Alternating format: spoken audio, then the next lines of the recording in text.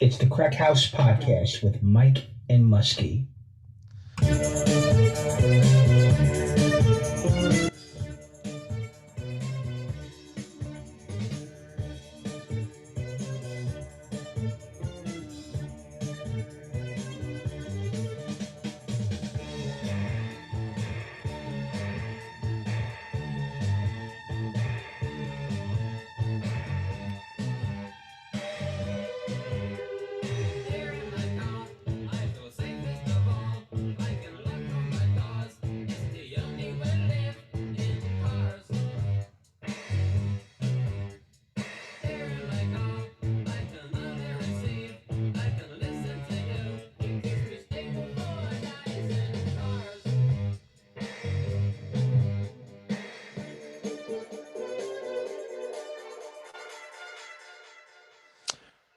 All right.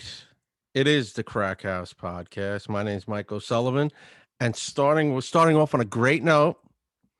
The Mets just no-hit the Phillies tonight. They won 3-0. It's like the second Met no-hitter in like 50 years. Yeah. Last one, I think, was Johan Santana. There was a little controversy with that. Yeah, it was a little... Ooh, I remember that. Yeah. But, yeah, no-hitter at home. I'm sure Roosevelt Avenue's going nuts right now. So... Congrats to the Metsies on the no-hitter. Who threw it again? It looked like it was a combination. I'm trying to get it up on ESPN because it has the winning pitcher as Edwin Diaz, and he only pitched the final inning.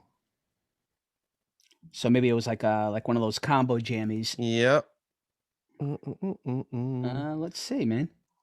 Pitching. 5-pitcher combined effort. Wow. Yeah. There's been a lot going on in baseball, man.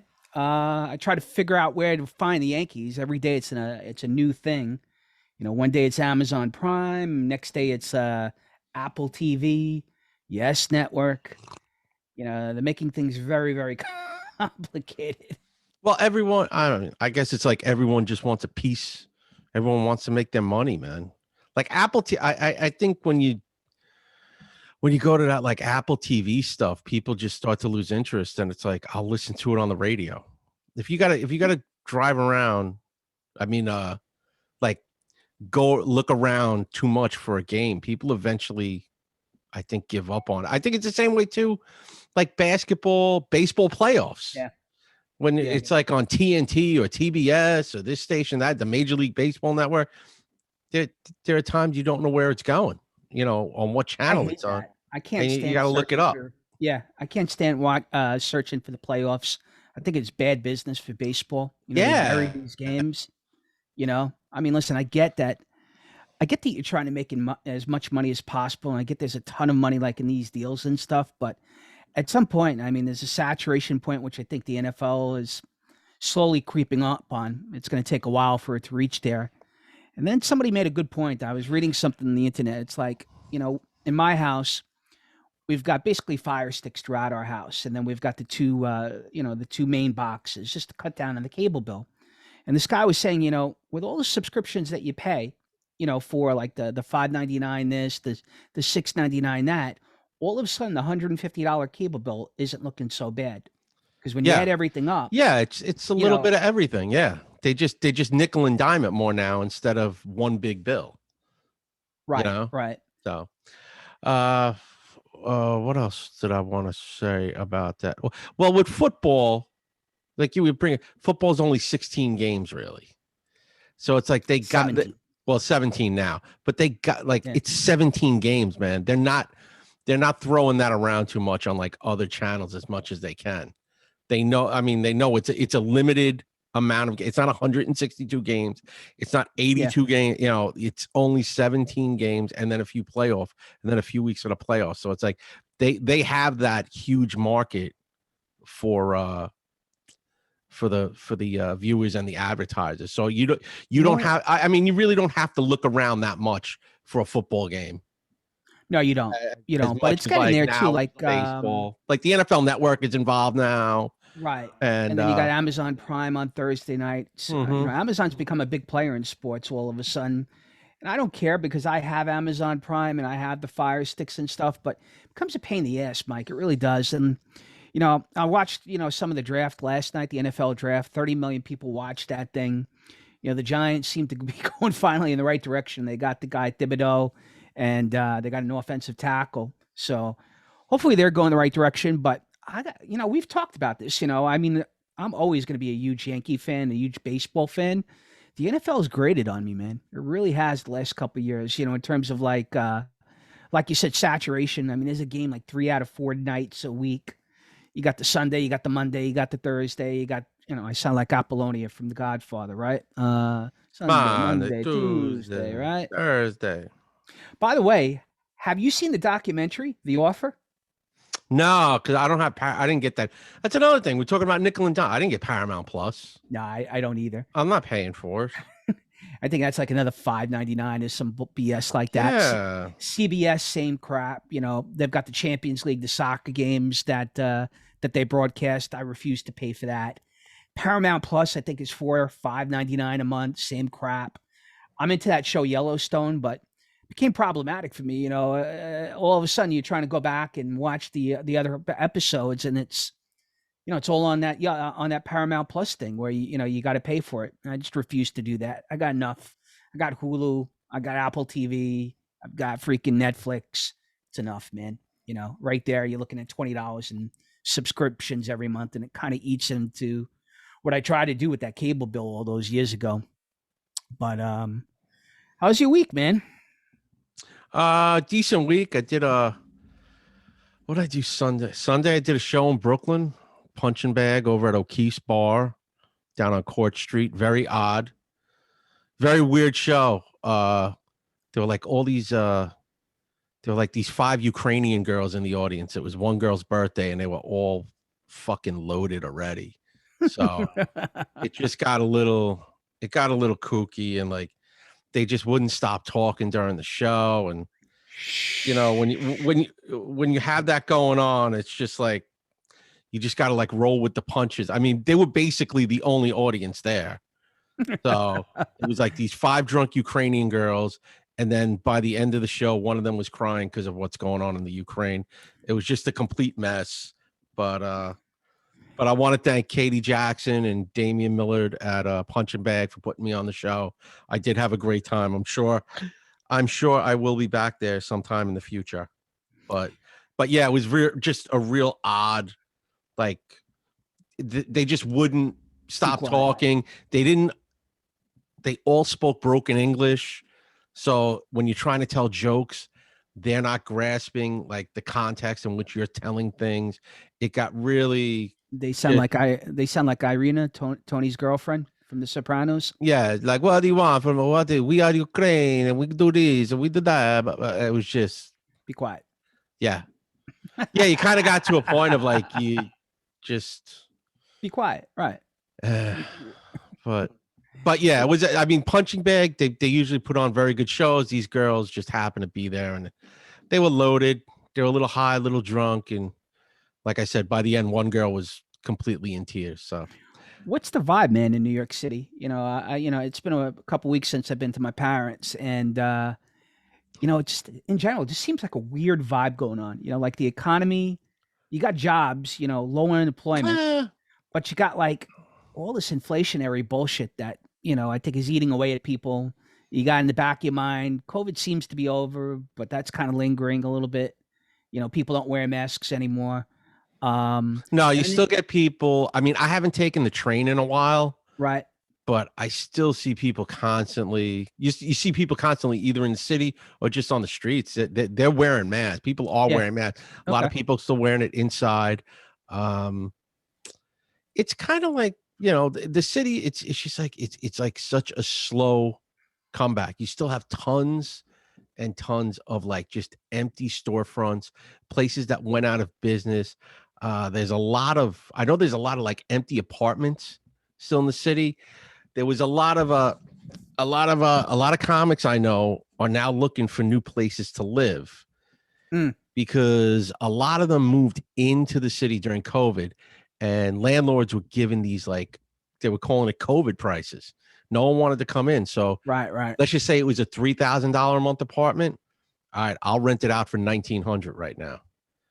And now that COVID's over, basically, these landlords are like, well, I want $3,000 now. Your lease is up. I want $3,000. Yeah, So you're not getting it. I know lots of people that are like, yo, I'm leaving. Right.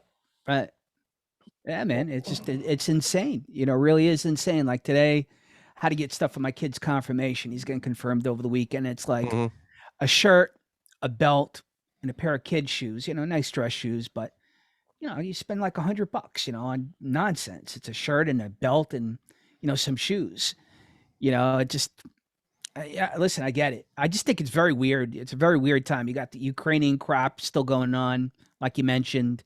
That guy's acting super weird all of a sudden. He keeps on throwing out the nuclear bullshit, the nuclear war bullshit. And apparently, I guess they're gearing up for May Day, which is coming up, I think, on May 9th or May 8th or something like that. That's big in Russia. I guess it's the day they defeated the Germans and stuff in World War II. So it seems to be angling with that. Just very weird vibes, man. Out here, it's, you know, like you say, I don't see much of MUSKs anymore out here, you know, here and there, you know, in the store and stuff. But just the inflation is crazy, man. You know, it's just like, you know, going out to do simple stuff. You know, I'm not even talking about gas. I'm just talking about like regular stuff, just buying food, you know, just going to a place, a restaurant. You know, it just seems like everything is still in a like in this weird like limbo, you know, if that makes sense. But, yeah, it is like people. I know some people that are just like, I'm leaving the city. Other people like don't want to work. Right. I think you have a lot of that too. I think a lot of people are like, I don't want to go back to work, man. I was just getting all this money for the last couple of years. I mean, I'm not saying it was a lot, but it was enough to like be a roommate in an apartment or rent a room somewhere and did whatever you wanted. And now it's like, you got to get back. It's like anything, man, just getting back into that normal grind every day, that normal routine of doing things. There's so many companies out there that, you know, are kind of holding that as a card, you know, to keep their employees. Like, well, you didn't go back, right? Have you gone back? I was just going to say, even at my place, like, you know, there's been a lot of change that's going on in my company, you know, my 9 to 5. But, you know, the reality that what's going on there is, you know, I had a higher up tell me the other day, he goes, listen, you know, we want everybody back, but we know that if we force people back, we're going to lose a lot of people. You know, you got the segment of the people out there that don't want to work, and then you got people that just got accustomed. And I think we've kind of touched on this about wanting to stay at home, especially now with, you know, the way things are in terms of gas and food and everything. You know, it goes lingering stuff that comes with COVID and all that other BS that we talked about. So, you know, they're kind of, yeah, we're home. We're probably going to be home until at least the you know, the end of the summer, but. You know, I think the way the company's going, I think them, along with a lot of other companies out there, are kind of getting a realization that, you know, like you talked about with the guy who lives in the $1,900, you know, rent apartment that used to go for $3,000.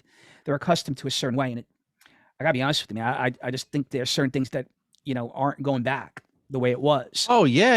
It's how many of these companies they've probably hired, I don't know what you call them, risk management people or whatever, that are probably looking over all these numbers of like, how much cheaper is it just to keep everybody at home? It is, bro. It really is. And, you know, I think it comes. I mean, yeah. Like, how much are they saving in rent? Like, let's just say if they stopped renting the building you work in. I know the mayor is complaining about it. He's talking about like you were mentioning, like, you know, it's people are slow to come back into the city, slow to come back into the buildings that had people, yeah, you know, big companies and stuff. But then you got people, you know, regular people, peons, you know, like myself, who work for a company, and it's like, you got to taste a little bit of the good life. You'd rather play with your dog and your wife and your kids than make a commute that takes 2 hours or 3 hours out of your day every day, and spending food in the office. And I just don't think it's going back for some of these companies. I really don't. I know I've got a couple people that I know who work for some of the bigger banks, and those guys, they're still at home. And those guys were super aggressive, those CEOs, in terms of getting people or wanting to get people back. And I think they're slowly coming to the realization that you're going to lose a lot of people, man, if you force people's hands. So we'll see, man. We'll see. On to other things. How about the big story this week? We talked about it previously. Elon buys Twitter. I know we've touched on it in the past, but seems to be a really big story, man. You know, all of a sudden you get the administration creating the disinformation board, like it's Soviet Union circa 1960, you know, or the Nazis back in the 1930s. You know, it's pretty ironic. The guy buys Twitter, and in a couple of days, all of a sudden you got this disinformation board. You know, Yeah, it's total bullshit at this point, because it like everyone was saying, it was a private company, right? right. That's what everyone cried about. You know, one group of people cried about it 6 months ago, Right. and now within this last week, the opposite group of people are crying about That's it. Now. right. It's That's right. who gives a shit, because I look at it like this. All right, it's this. All right, he just bought the company. Someone else now can just go start something else up. This is it's a free market when it comes to all this social media. But you can start up though whatever you want. I'll give you an example though, Mike. So you're right. So Trump did it. Trump tried Truth Social because of the censorship that was going on Twitter. The problem is Twitter is basically a monopoly. They're a de facto town hall, just like Facebook is. Oh yeah. And they're a huge brand. So if you want to make a competitor, be my guest. But as you can see with Trump's thing, and there's a lot of money behind that, you got a waiting list, and it's still never going to be as popular, in my opinion, at least in the short term, as Twitter. There were a couple things though that he made. You know, the guy made a comment about. You know, he put like a little cartoon the other day talking about how in 2008 here was the center, here was he, and here was the left, and here was the right. And then he flash forwards to 2012. He's got a little stick figure, and the center moves a little bit left. He stays where he is, and the left goes a little bit. There's a little left guy. He runs a little bit more left of center, and the right stays where it is. And then you flash forward to 2022, and the left is all the way over here. The center goes over here, and Elon's little stick figure stays here. And the point he was trying to make is that, you know, forget about Twitter for a second. Just society in general has gone way left in the last 15 years. And, you know, what he had said was, you know, he goes, listen, I'm going to piss off 10% of the people on the left. I'm going to piss off 10% of the people on the right. And the 80% I really want to make happy. So I guess what he was trying to say is, like, the extremists, he wants to piss off both of them. You know, like you said 6 months ago, you had the people on the right pissed off. Now you got the people on the left pissed off. He says he really wants to make the central part of the people happy. And here's the thing. Look, I get the whole private company type thing, but, you know, I just hope some of this seeps out to some of the stuff that we use, like YouTube or Facebook or any of these things, that I think the same kind of stuff that went on at this company goes on there. Like you said, I mean, it's a private company. You can either utilize it or go somewhere else. But I just think some of these places are just so important, you know, for discourse and conversation and ideas. I just think it's really dangerous one way or the other to kind of throttle people. It's a bar. That's all it is. It's a bar. And give your opinion, because you can write whatever. I mean, you could write whatever you want, and no one will read it. Basically, how many times have people tweeted and you see that it gets no likes, and it might get a view, it might get views, but no one really cares about. I mean, listen. Depends. I mean, for a small account, you're right. For a bigger account, I think.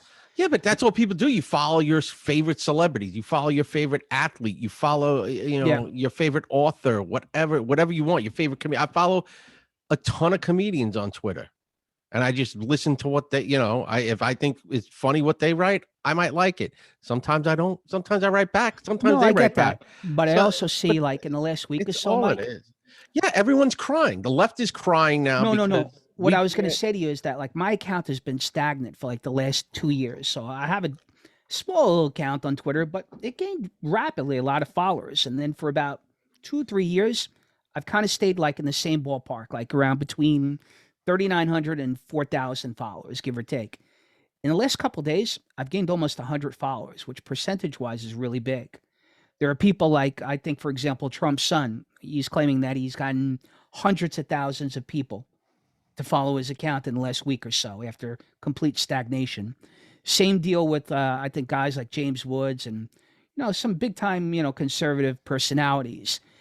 And I guess some of it, and listen, I hear what you're saying. I really do. Some of our friends that pointed out on Facebook, I get the left perspective as well. There's some merit to that. But, just to throttle people just because you disagree with what they say, I think it goes beyond, being in a bar or, being, on a private company. You know what I'm saying? I think too, what it has to deal with is with this many people. I think a lot of people saw that he bought it and probably signed up on Twitter. And it came back, you thinking? Either came back or was like, oh, he's got it now. So the truth will come out. So I'll join. So, I mean, that could have happened as well. Obviously no one knows the analytics of it right now. No one seems to be saying anything what the actual analytics are of how they got their followers back. They're just saying, well, my numbers went up. Yeah, right. So it's just weird. It's just weird coincidence. And I think it's a big story because listen, we've talked about it on our show. We've had one of our biggest episodes taken down, for God knows what it was. I mean, we kind of analyzed it, but that was taken down. I remember another episode where we put a certain word in the title and all of a sudden we got censored over music stuff. I just hope that some of this stuff spills over into a thing like YouTube or like a thing like Facebook at some point. It's different companies. It's someone else has to buy it. Yeah, though, of course. That's the way I look at it. I mean, has anyone said anything about buying like YouTube or Facebook or anything? I think a guy like Zuckerberg seems like he wants to control everything, and he has that metaverse going. I don't think he's getting rid of Facebook anytime soon. And I don't think anything is going to go on with YouTube either as well. I look at it more in the sense from a government standpoint. I think that there's been talk with at least one of the Supreme Court justices about classifying these big companies, like you said, going from private companies to utilities and being governed that way. There was talk about repealing 230B. So I guess what I'm getting at is like if they can connect the dots and, like you said, eventually come out with the analytics and show that there was a definite bias here. There was a definite bias in terms of throttling a certain personality or a certain type of personality or account.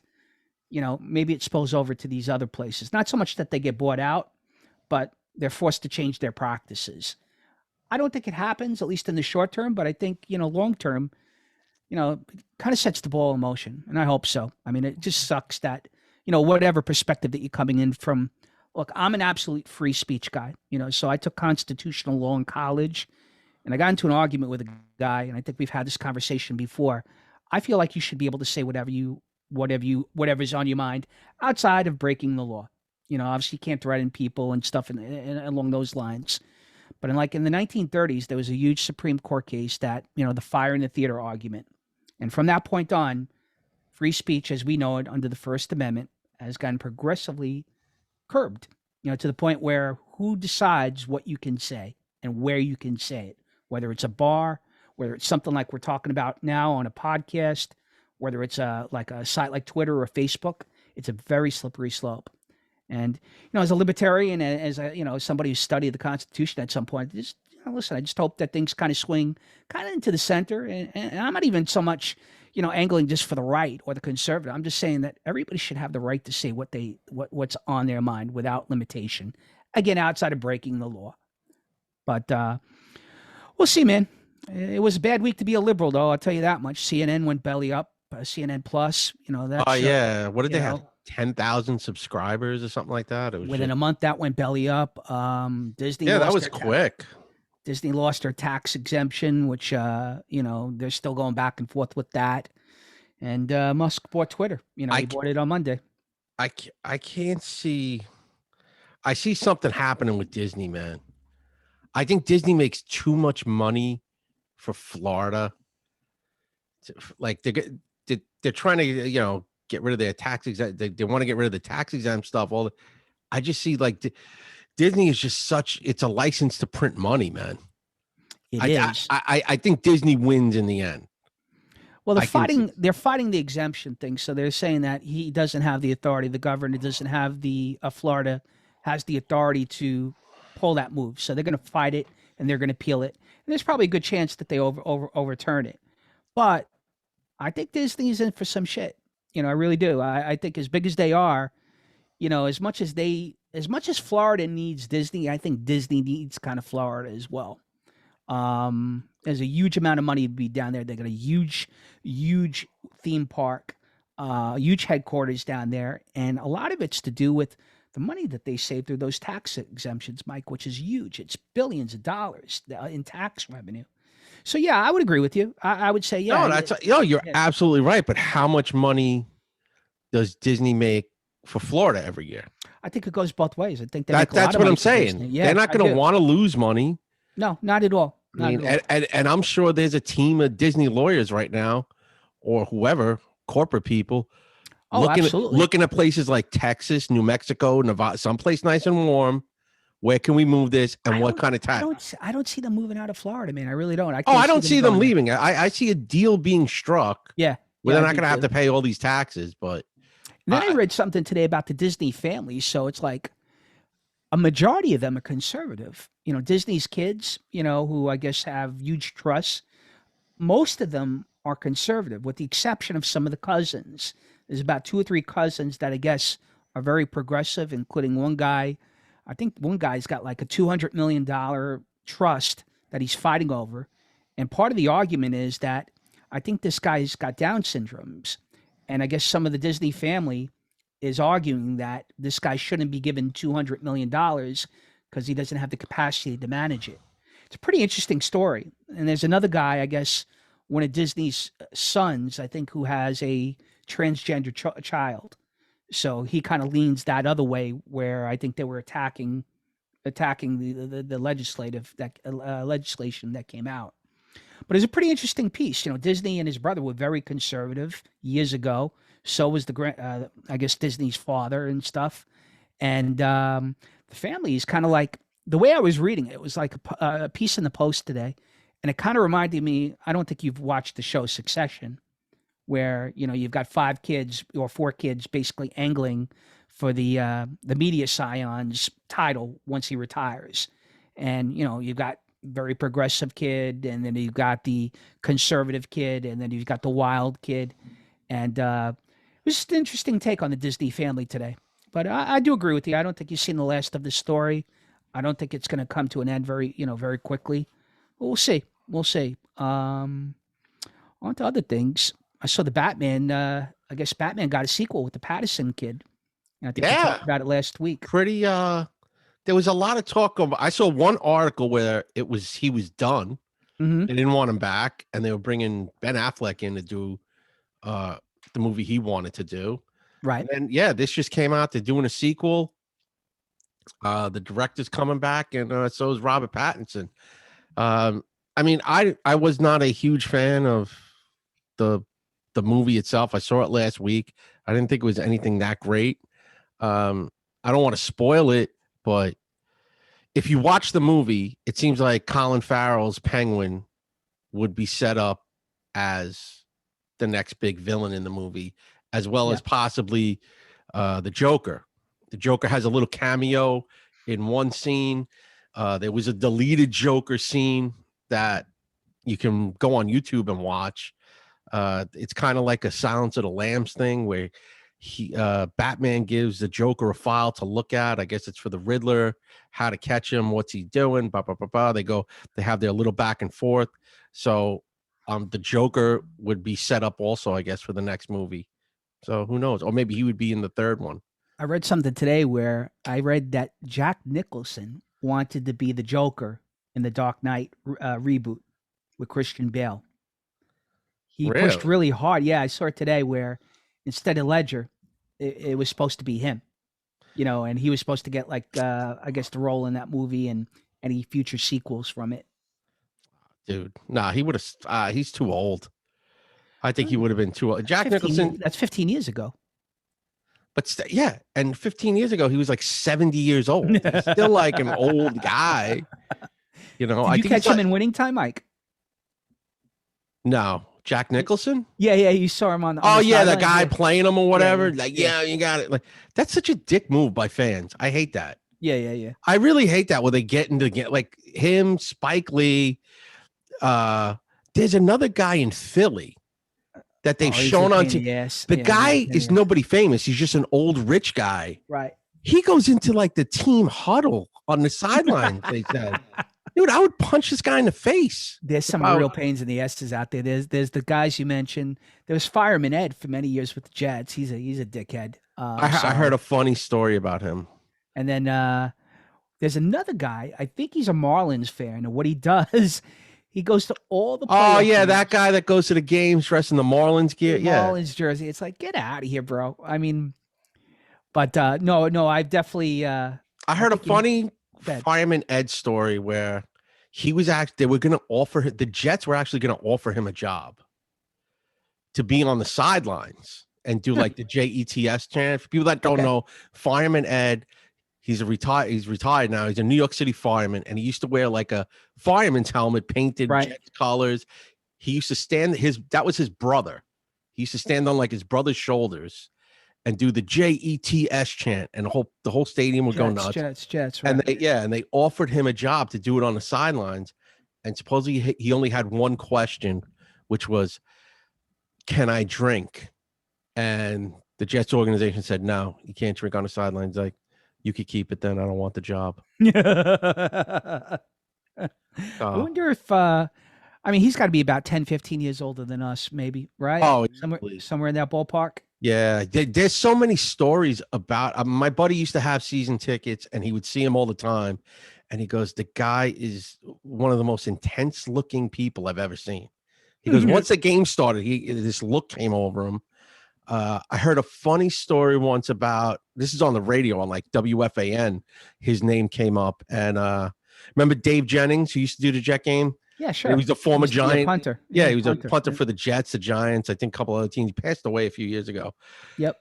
And he was talking about how much of a fan Fireman Ed was.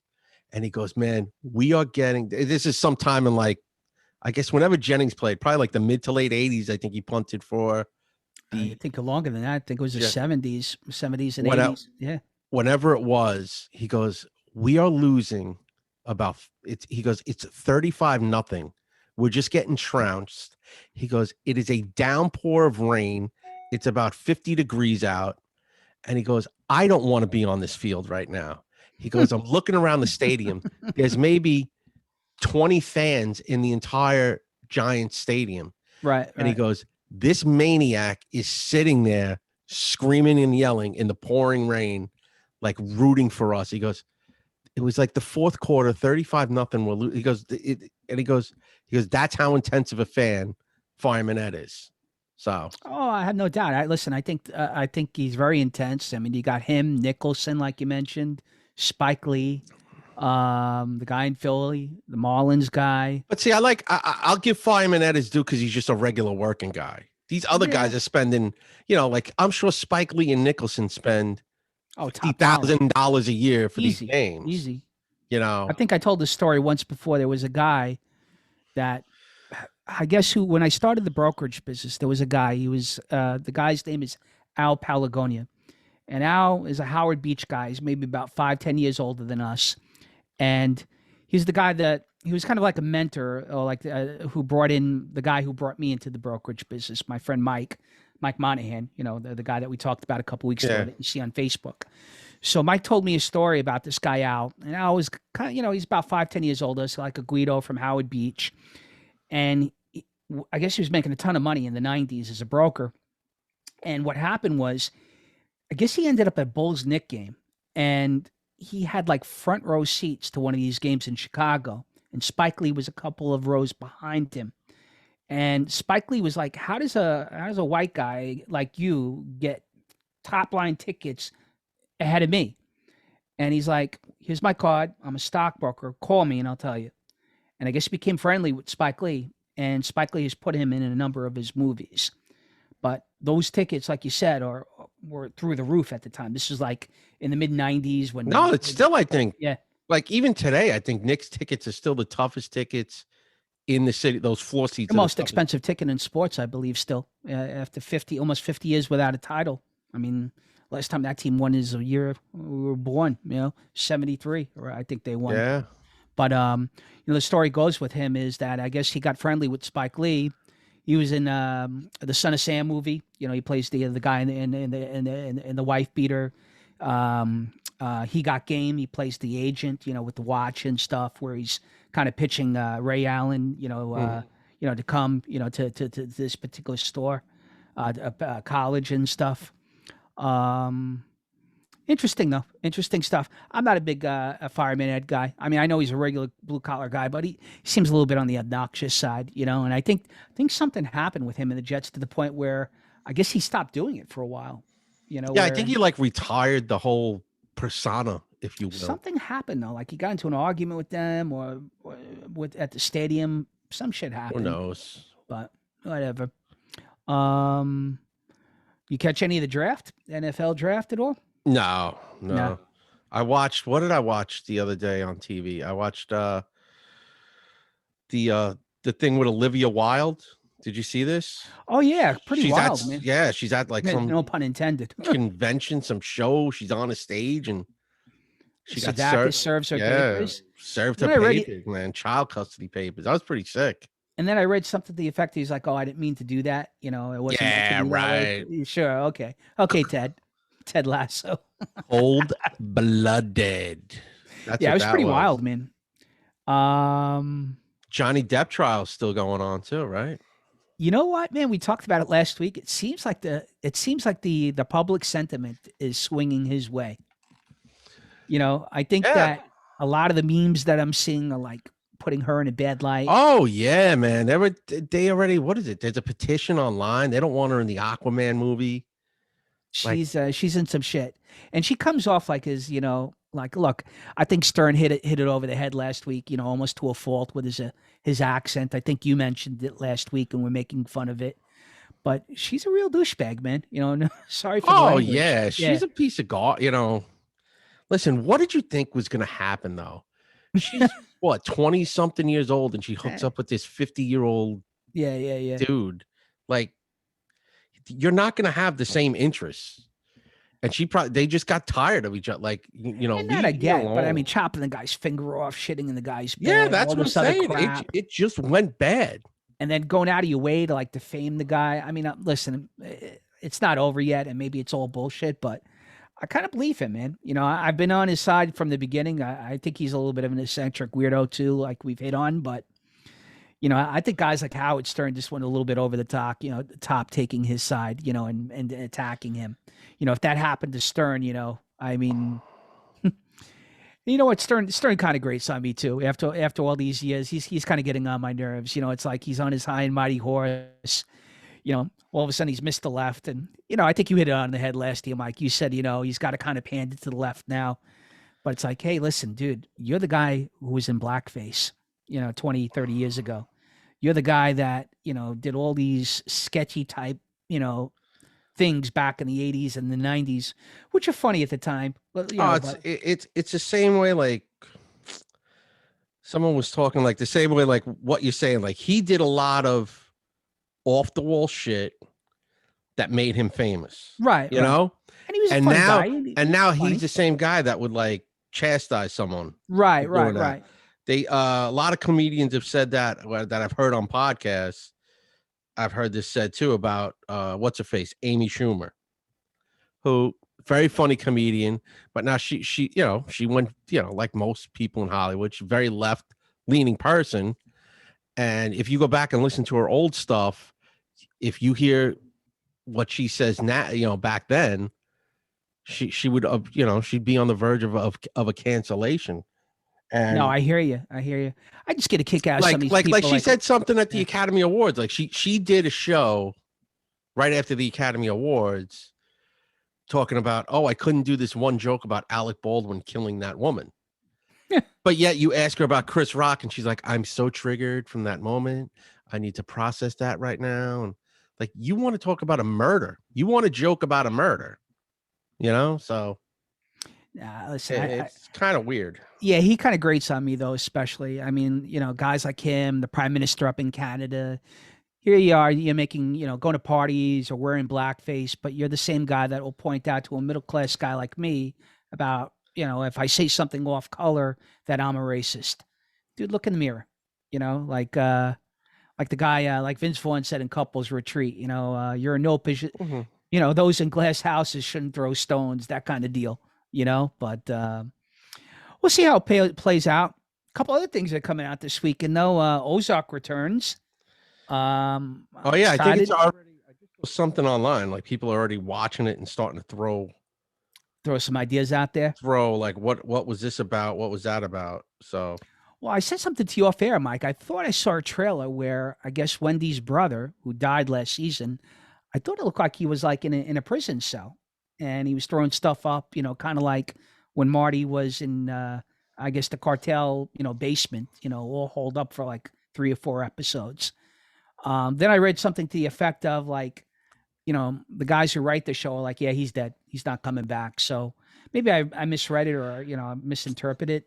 Yeah, but how many times though do you see in these like the trailers for the season where they take everything out of the way they say, well, this is going to change everything. Meanwhile, the guy's talking about getting a different kind of taco, and you think the show is changing for like, holy shit, they're going to kill 5 characters off. Yeah, so, yeah. I mean, too, if they're showing him, maybe there's probably going to be there's going to be some flashback episodes in it. Who knows? Well, let me ask you this: bigger picture. What do you think happens at the end of the show? How do you think it wraps up? Just your guess. One of Marty or Wendy is dying in the finale. You think so? I'll say Wendy because her character has changed so much from the first episode to now, where she didn't want anything to do with it, and now she's just like she jumped right in head first and is right with Marty, and they've been clashing a lot. There's a lot of clashing every time they want to do something. But I see one of them getting killed. I see maybe possibly 2, one of the kids maybe getting it. Maybe the son, because he's with what's her face. He's been doing work for her. I see her getting caught up in something. She might be getting killed too. What's her face? The blonde girl, the little southern blonde girl. I keep forgetting her name. But yeah, the inventing Anna girl. Yeah, you can't have a show like this and not kill a couple of the main characters off in the final season. I mean, last season ended on such a wow moment. When the lawyer they got off that plane, it was bing, bang, boom. I mean, it seems like it's going to be one of those things where like their whole world is eventually going to come down this season. Here's my take. Or who knows? My take is, I think they're going to go down the Breaking Bad path. So I think Marty's a goner. I think Marty goes, and I think the little Southern girl, the inventor Anning girl, she gets away, kind of like Jesse Pinkman at the end of Breaking Bad. That's my take. I don't know how true it's going to be, but they were talking about the anti-hero. They were talking about the Tony Soprano, the Heisenberg. They're talking about this guy, all white guys, all anti-heroes. And, we all know, well, in my opinion, Soprano got it. Heisenberg got it. And I'm thinking Marty gets it too. He's a guy that started off with the best of intentions, kind of got caught up, and, he's done some messed up things. He, basically ended up having to kill that pastor. He gave away the kid. He's murdered people. He's gotten people killed. Some of it, it kind of just reminds me of The Sopranos. It kind of reminds me of the Breaking Bad arc, where the guy's the anti-hero. You like to root for him, but at the end, there's really no way out for the guy other than getting killed. And I kind of see the little girl who's she's kind of a big star. She's got that Inventing Anna show on Netflix. Yeah. I kind of see her getting away like Jesse did. Well, I see her living character. Just too, because we've all watched the show. Half her family's been murdered on this show already. Right. So it's like, all right, she's gonna live. I do see her getting away. I don't know, man. To me, it's a toss up between Marty and Wendy, and to me, Wendy is, I think from a lot of people, she comes off as the less likable character. Oh, absolutely. Because Marty is he's that every dude. He's the guy. He was like that white collar guy that just wound up in the wrong place at the wrong time, went along with everything that was going on. I don't She know. reminds I she just like reminds me Jason of Bateman, too. I want to see him get away. I do too. She kind of reminds me of Heisenberg's wife, who I guess Anna Gunn is her name. She complained at some point because she was like, I was getting letters and I guess fan mail from people saying how unlikable my character was, and what a b word that I am, and blah blah blah. Walt is just trying to provide for your family. And I kind of see similarities with Marty in the sense that Marty just tried to get everybody out of it. He got caught up. He did it something messed up, kind of like Heisenberg did. Heisenberg created a meth lab, and eventually he started cooking meth for the cartel down in Mexico. And Marty basically is cooking the books for the cartel down in Mexico. His partner stole all that money, got caught up, and since then it's been try to get the family out of it. I could see something happening too, like as far as Marty living. The FBI agent, the woman that just had the kid, something is going to go down with her. Like she's going to be dirty. Yeah, he's going to have dirt on her. And I think that's going to eventually be his out towards the end.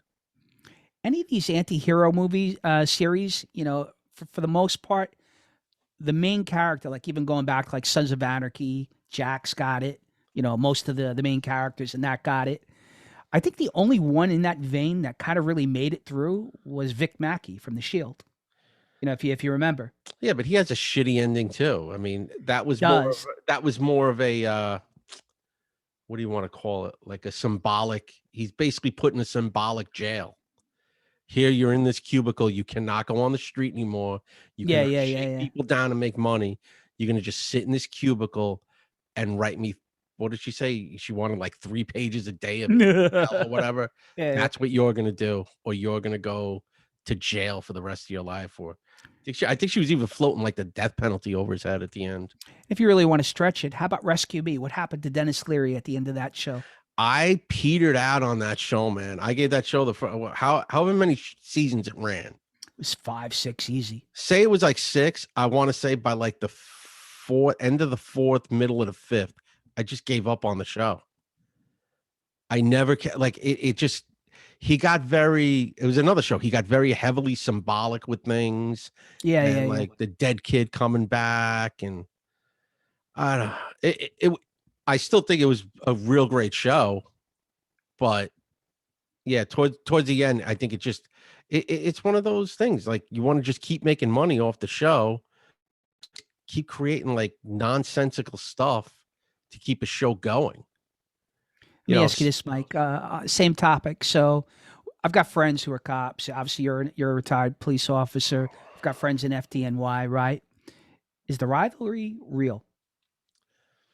NYPD versus FDNY. I think when it comes to like sports, a lot of times, this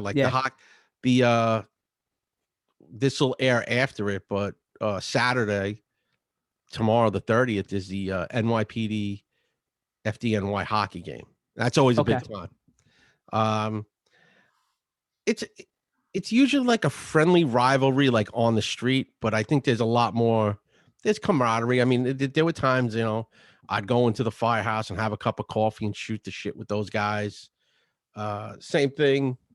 Any animosity between the two?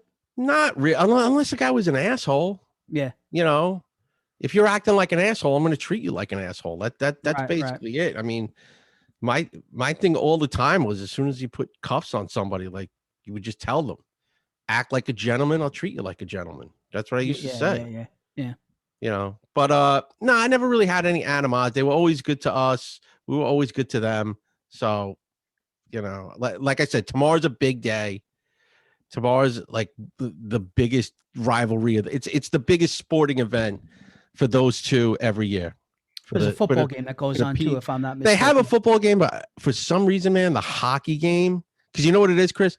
Originally, that hockey game used to be at the Coliseum. Mm. And I mean, dude, the Coliseum would get packed with about 15,000 people in it. Wow. For that game. Now, I think Saturday, it's at the new one, the UBS Arena. Right. It'll be packed. It will be packed there. They did it at the Garden for a few years. The big thing about it is, listen, man, a lot of cops and firemen live on Long Island. Right. The big thing which made the Coliseum such a big draw was the tailgate every year. That parking lot is huge at the Coliseum. I'm sure UBS has a big parking lot as well. It's going to be just a huge tailgate party. You know, I always call those things, like big parties like that. It's like old home week. It's like a high school reunion. Yeah. If I went to that tomorrow and I started walking around the parking lot, I'm going to run into guys I haven't seen in 20 years, 15 years. Hey, what's up? What are you doing? Like I said, it's a great time to always catch up with people. It's not a, you know, it's thank God. It's like you get a bunch of cops and firemen together and it's not a funeral. It's just a lot of, you know, guys out there, having fun. Men and women just, you know, shooting the shit, having a few drinks and enjoying the day. I mean, tomorrow's going to be very somber. The fireman died the other day. Right. FD is going to be going in pumped. They're going to want to win this game for this guy. So it's always a good game every year. Of course, I know who you playing the football game at all or no? No, dude, those guys. Whoa, dude, it's not ICYP, man. Those dudes, I will tell you right now. Macho play? Nah, man, nah. Macho knows the deal, dude. The guys, I'll tell you right now, man. There's a lot of guys on the PD team and the FD team. These guys all played like Division I college football. Okay, this isn't like you just showed up and like, hey, I played when I was 15. I played for Upback. I played for franchise. I played some rough touch. These guys played division. There's a lot of dudes, if you go down the list, that played Division I football. Yeah, I'm sure. Or Division II, Division I, Division II, or Division III. There's not a lot of walk-ons. I knew one guy that was a walk-on, and it took him about 10 years to make the team. Wow. And he barely got any time, but I give the guy credit, my man Frankie. He did it. He was like the Rudy of the team, man. He made the team. He tried and finally made the team. It's a lot of work too, man, because between your work schedule and practices, I know they practice out in like Brooklyn somewhere. So if you live like upstate, you got to travel to Brooklyn like 3 days a week or 2 days a week for practice. That's kind of rough. Yeah, it is, man. It's really tough, but these guys love it too, man. Those two things are the biggest games. I always say the hockey game is bigger because you always get more people going to it. Like the football game, they'll play at like the field at St. John's University. Yeah. My buddy Joe, who I think was at the Islander game tonight, out of the 4-4. He used to tell me about those games, and the guy passed away last year was FDNY. The guy Tom. They used to always talk about the football game specifically, not so much the hockey game. But I do know the hockey game is big from, other people that I know as well. I know a guy, Bill, who's he's out in Suffolk. He's told me a little bit about that. So I think Dennis Leary's kind of involved with it too at some point, right? Yeah, I think he does a lot of charity work with the FDNY. His cousin was a fireman who died in a fire up in Boston. Okay. I think about 15 years ago, and he's running. He's a big hockey guy, I think, too. Yeah, he's a big hockey guy, but FDNY guy. He also did, for people that don't know, he also did a TV show where he played a cop for 2 years. It was called The Job. It is one of the funniest. Okay.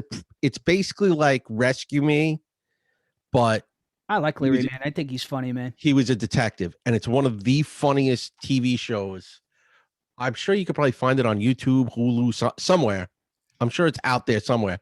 He plays this like over-the-top, alcoholic, pill-addicted detective who's just running around, just trying to keep his life together. He's got a wife. He's got a girlfriend.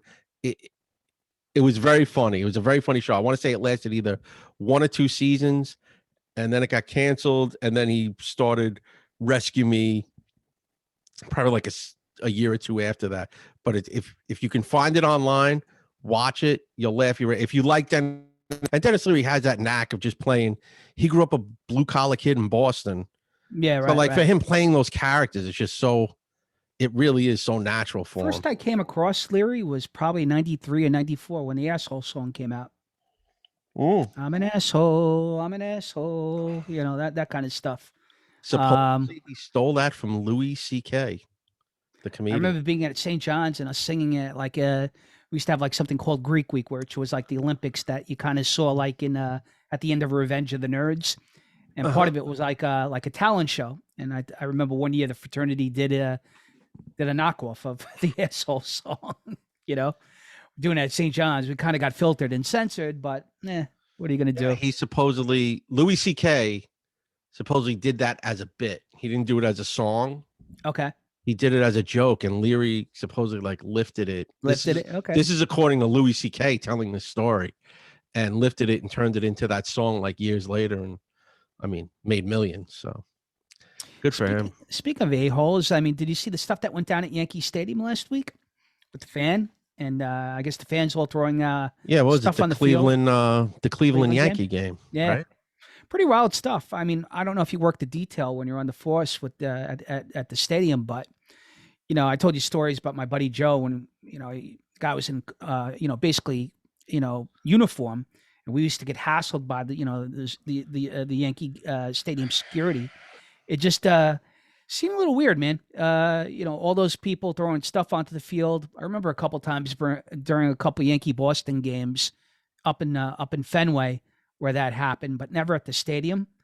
And seems like there was a little bit more to that story than was portrayed. It looks like that guy went up in the audience. There was video on Twitter that got put out where I guess he was kind of baiting people. Like, I guess they were making fun of the guy who was hurt. And he kind of went up in the stands, like, started trying to bait them, like, hey, hit me, MFer, hit me. I'm sure there's going to be a suspension for the guy, but it's a pretty wild scene at the stadium. Yeah, I thought it was crazy. I mean, the stuff I saw was just basically the fans throwing shit at them. Right. At those guys on Cleveland, what are they called now? The Guardians? Yeah, Guardians. I still, I was watching the Yankee game the other day, and Michael K., I guess he must have said the word Indians about 5-6 times. Oh my God, cancel him now. Cancel. I'm not a big Michael K. guy. I don't care. I'm not a big fan of him either. But that's besides the point. But he's been there in an elevator one time at the Yankee Stadium. He's been there Stadium. forever. He's never going anywhere. No, not at all. Don't they want to get rid of Sterling too? Sterling's in his mid-80s, man. He's I didn't think he was that old, man. Dude, he's like 85 years old, man. Like Rizzuto, I mean, even towards the end, I think he kind of walked away from it. He was like in his early 80s when that happened. But those guys, I think he went down health-wise very quickly, Rizzuto, once he got out of there. This guy seems like he's kind of, he's on the cusp, but he's getting up there, Mike. I don't think he's long for. I just heard. Show. What was I listening to? Was it on the fan? Someone was talking about him. Maybe Barstool was talking about him. How he's just blowing calls lately. Yeah, he blows a lot of calls. He's been doing way too many. It is high and far and gone, and it's caught at the wall. I mean, I remember him doing that when I worked down there 15 years ago. 16 years ago. Yeah, you would always botch calls. And they said supposedly his big thing is he wants to get the call before the crowd erupts. Like he doesn't want to get drowned out by the stadium crowd. The Jambino. So that was his big thing. Yeah, we talked about this off the air too. We talked about the state of late night comedy and late night talk shows. And how it seems to be where once it was very, very important, especially like for people like you who are in the comedy field, or I guess the people that you work with, to the point now where it's been like non-existent and it's almost like dying. We talked about some of the things off air. I think you made a lot of good points, but being, doing comedy shows and being around comedians, what's your take with this, Mike? It used to be the big thing. Like Johnny Carson was the guy, if you go back. And the thing was, if you did Johnny Carson, your life changed forever for the most part. If you had a great 5 minutes on Johnny Carson or 4 minutes, whatever they gave you, and you had a really good set and he gave you like the okay or the thumbs up, people said, he goes, your life would change forever. Ray Romano, I've heard he said this on Letterman. His first Letterman appearance or second Letterman appearance. That's what led to Everybody Loves Raymond. Letterman's company produced that show. He goes, I had a great set. And he goes, David Letterman changed my life. We work with a guy who's, I guess his uncle was Romano's agent. It was back in the day in the brokerage business. I forgot the guy's name, But I guess he was Romano's agent, and he would tell Romano stories, Ray Romano stories. Yeah, he grew up in my neighborhood, in the neighborhood I live in now, anyway. Forest Hills. He's a Forest Yeah, Hills guy. he's a Forest Hills guy. He went to the same grammar school my kids went to. Nice guy from what I've always heard. But yeah, he was another guy. This whole thing of like, it was like you went on Johnny Carson and then you became a TV star. That has not changed. To me, the new Johnny Carson is Joe Rogan.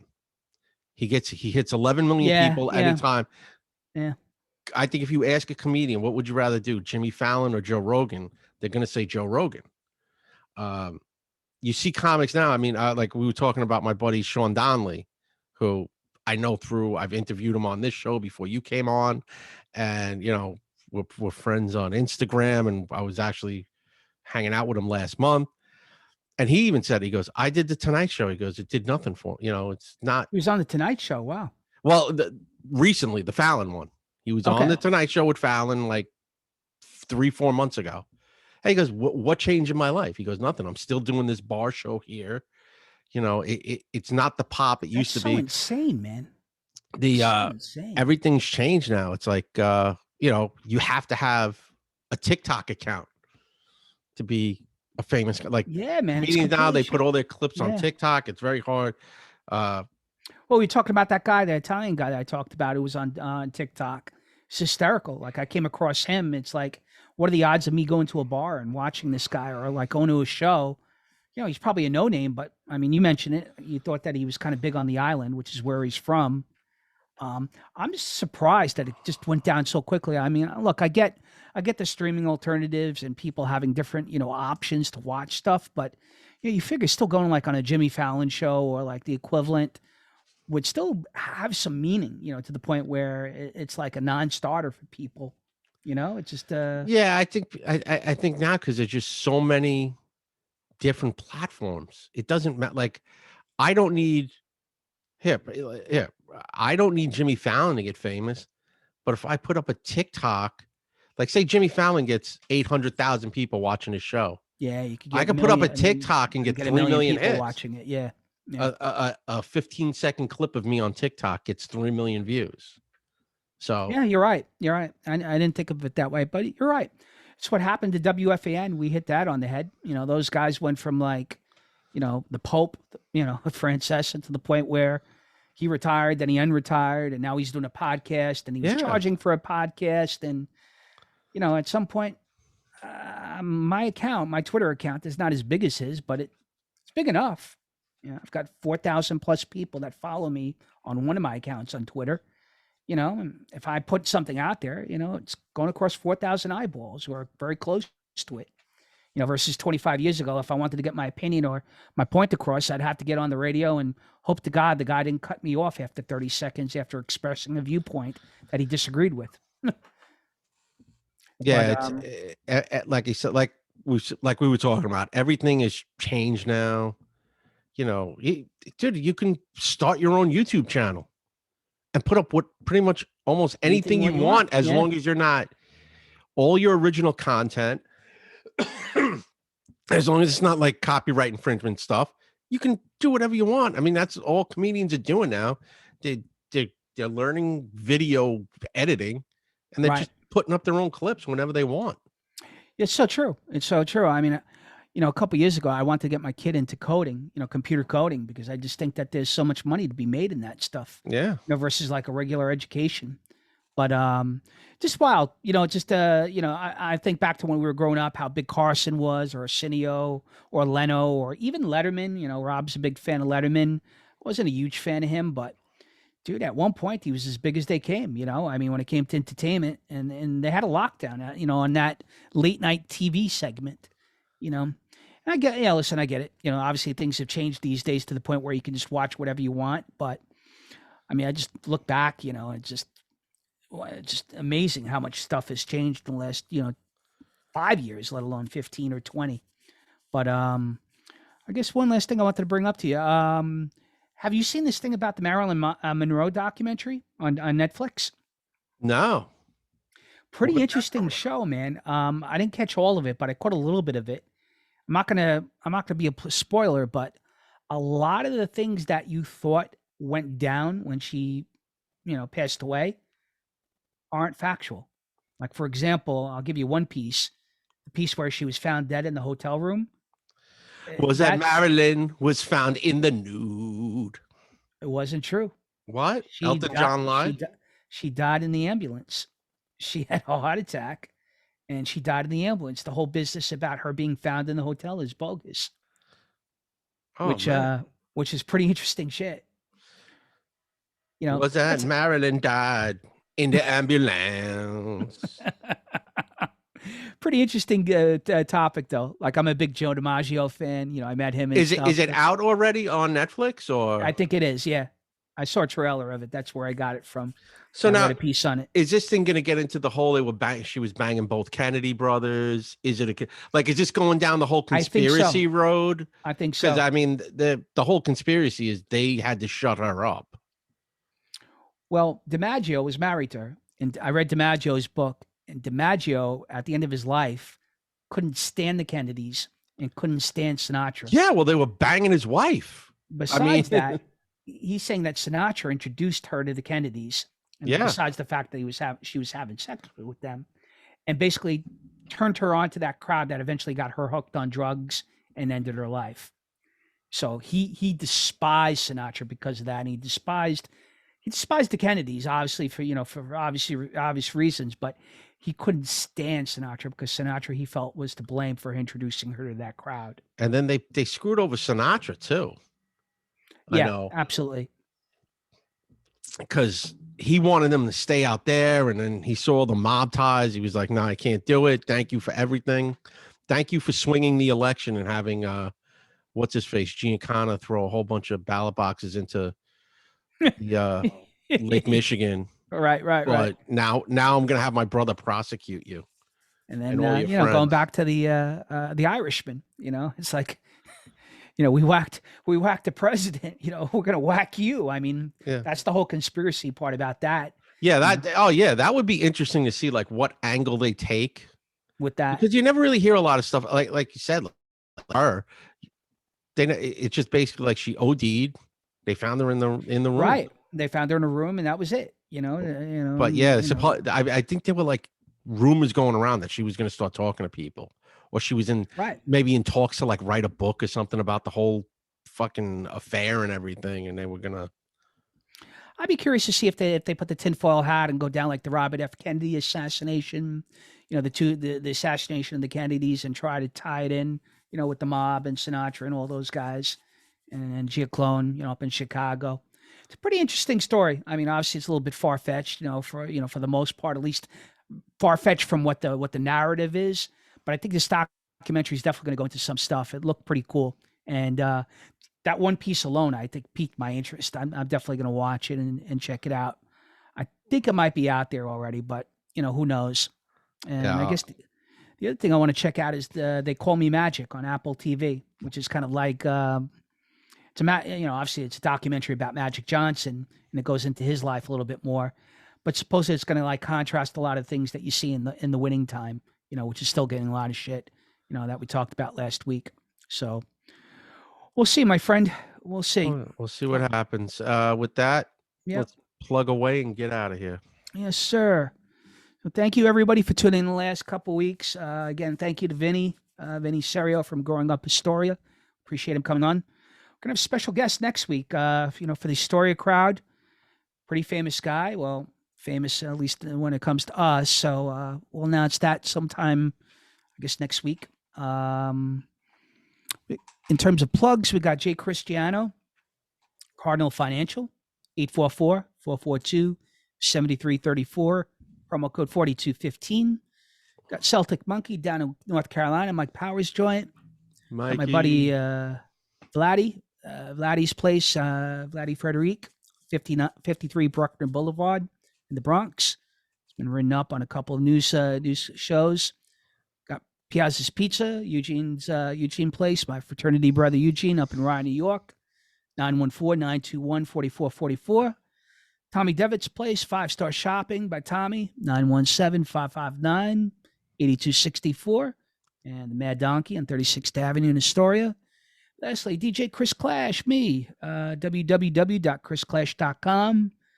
events, productions, weddings, bar mitzvahs, communions, you name it, I do it. Let me know, folks.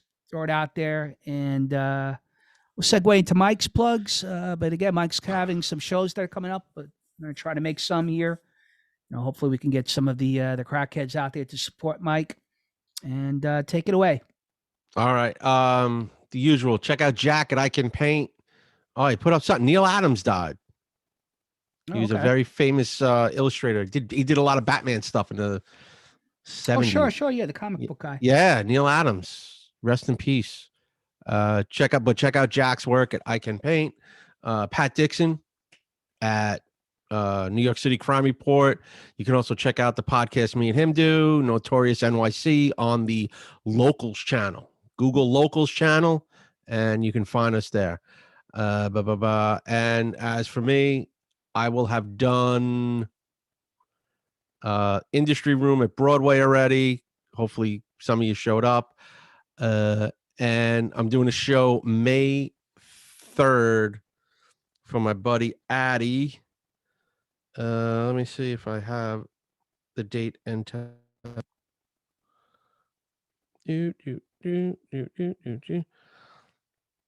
Oh, yeah, hold on. It is going to be on, it's May 3rd, 8 p.m., 38 Somer Street in Brooklyn, New York, the Daily Press Coffee House and Bar. Looks like he's got about 10 comics on the lineup. Addy's going to be hosting along with the Subway Show, who's a real funny comedian. He does a lot of shit on Instagram, real good stuff. And like I said, there's about 10 of us on the bill. Come on out. It's actually for a good cause. Mike, is that Addy from the Boy Scouts? No. This is my friend Addy K. Kid grew up in Florida. And a huge Giants fan. So interesting. No Dolphins. Yeah, it's very interesting. But yeah, check it out. May 3rd, 38 Somer Street over in Brooklyn, the Daily Press, raising money for a good cause. Come by, check it out. And we will see you next week. Oh, he finally took his sunglasses off. All right. Thank God. It was very bright. All right. We'll see you later. Bye.